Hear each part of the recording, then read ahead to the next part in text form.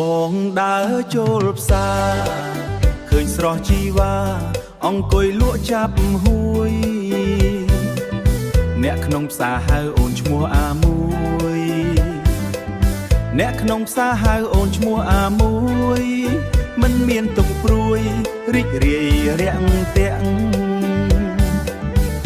ឃើញបងផ្លាច់មុខមកឈរលួចអត់មើលរូបស្រី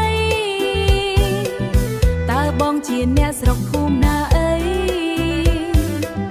តើបងជាអ្នកស្រុកភូមិណាអីមកឈរមើលស្រីចង់ទិញអ្វីដែរបងកំឡោះពេញលេងជាអ្នកភ្នំពេញមិនចេះសាវ៉ាឃើញក្រមុំក្នុងផ្សារកំពុងកន្ទួតចរៈស្លូតបូតល្អប្រពៃ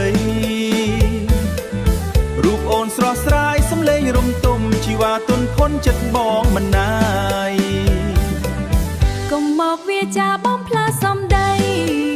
ឲ្យអូនត្រេកអរខ្លាចតែចិត្តបងមិនភាពស្មោះសរមានភាពស្មោះសរឃើញស្រីល្អបំផ្លិចឃើញស្រីល្អបំផ្លិចអាមួយ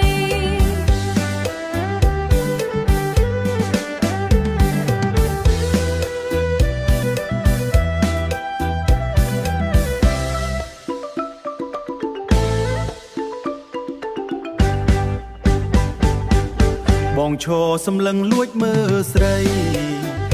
ពីចម្ងាយមិនហ៊ានទៅឆ្ងាយស្ដាយសម្រស់ស្រីដាច់ឆ្នាំចាស់ចូលឆ្នាំស្រីដាច់ឆ្នាំចាស់ចូលឆ្នាំថ្មីឲ្យម៉ែចូលស្ដីយកស្រីជាគូបើបងស្មោះពិនកុំគ្រាន់តែនិយាយឲ្យអូនសង្ឃឹមបើស្រឡាញ់ពិននាំចាស់មកដណ្ដឹងចូលស្ដីអូនតាមប្រពៃណីបើអូនជាគូនឹងបងសូមសងជួបដោយក្តីប្រាថ្នាសូមទេវតាជួយផងបើបងស្មោះសរបើបងស្មោះសរអូនមិនប្រកែកដែរ